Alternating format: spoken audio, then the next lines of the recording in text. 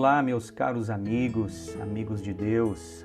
Como é bom poder levantar e acordar todas as manhãs e saber que Deus continua sustentando as nossas vidas, não é mesmo?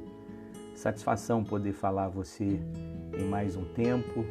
Obrigado por você se conectar com esta palavra. Que Deus possa iluminar a sua mente, o seu coração neste importante tempo que você separou para ouvir a sua mensagem, a sua palavra. Eu separei hoje 2 versículos do Salmo de número 78, verso 2 e verso de número 3. Nós vamos fixar o nosso pensamento hoje a partir da Bíblia e da mensagem, né? Mas você pode acompanhar com certeza na Bíblia que você tem em mãos. O Salmo 78 é um dos mais longos, né? Se você puder, e com certeza tem em mãos aí toda a palavra, você vai notar que o Salmo 78 é um dos mais longos. E ele relata os grandes atos de Deus no passado de Israel. Vai enfatizar a graça de Deus para com Israel, enquanto a nação, Israel, o povo de Israel, continuava a pecar contra ele. Há sempre na história do povo de Israel essa luta, entre obedecer a Deus e acabar desobedecendo o Senhor ao longo da história. E, de alguma maneira, os juízos de Deus sobre a vida de Israel renovam o arrependimento de Israel. E essa retrospectiva que nós temos aí no Salmo 78, desde o Antigo Testamento, Mar Vermelho, as peregrinações pelo deserto, a primeira monarquia, sob o governo de Saul. E o Salmo vai concluir com o grande acontecimento onde Deus escolhe Davi como rei e Jerusalém como um lugar do templo, um lugar santo. Mas eu quero me deter aqui nos versos de número 2 e 3 da Bíblia Mensagem, que diz assim, Salmo 78, verso 2 e verso 3. Diz assim, estou mastigando o pedaço de um provérbio. Deixarei que você experimente as antigas e doces verdades, histórias que ouvimos de nossos pais, conselho que aprendemos aos pés de nossa mãe. O texto aqui fala sobre conversa, sobre diálogo, sobre parar para ouvir a palavra de Deus. Como se tivéssemos uma conversa entre amigos, como se tivéssemos uma conversa entre pessoas queridas, pessoas que partilham a mesma preocupação, de seguir nos caminhos do Senhor.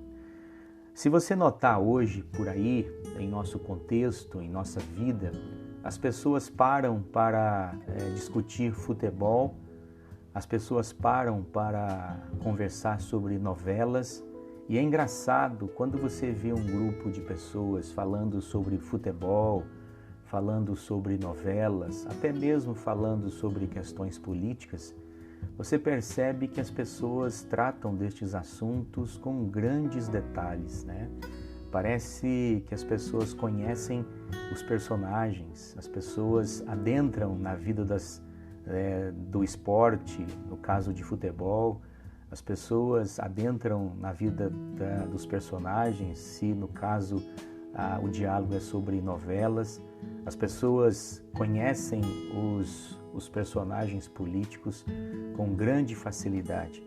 Mas o que eu queria ponderar contigo aqui nessa ocasião é que o Salmo 78, ele fala claramente de que os pais, de que as pessoas que têm conhecimento da palavra de Deus, de alguma forma essas pessoas paravam, essas pessoas dedicavam tempo para transmitir também, para conversar sobre a palavra de Deus, para dialogar sobre a palavra de Deus.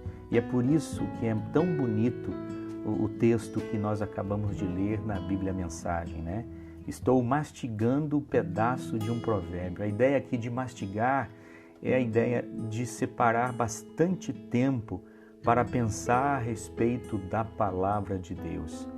E ele continua dizendo: deixarei que você experimente as antigas e as doces verdades, né? Aquele que mastiga a palavra de Deus, aquele que remói, é como se estivesse remoendo, né? Aquele que demora para se alimentar da palavra, no sentido de que lê, pensa, repensa sobre a palavra. E é engraçado que o texto aqui aponta para o momento em que não apenas o personagem central fala sobre a palavra, pensa sobre a palavra, mas também transmite a palavra, né? Olha só a continuidade: histórias que ouvimos de nossos pais, conselhos e conselho que aprendemos aos pés de nossa mãe. Eu não tenho dúvida, irmãos, que nós temos que nos deter menos em relação ao esporte, ao futebol, menos em relação a novelas em todos os sentidos, né? Menos em relação a questões políticas, de conhecer essas pessoas, esses personagens, das suas histórias, e nós precisamos nos deter na palavra de Deus, né? No sentido de que nós temos a incumbência, a responsabilidade de transmitir às próximas gerações, as pessoas que ainda não conhecem, de transmitir a elas, através das nossas vidas, tudo aquilo que nós temos descrito na palavra de Deus. Naquela época, né, os pais ensinavam os filhos sobre o relacionamento de Deus com o seu povo. E é isso que eu quero incitar você nesta oportunidade. Seja para os seus filhos, seja para os seus filhos mais velhos, seja para as pessoas que estão ao seu redor, estejam ao seu redor.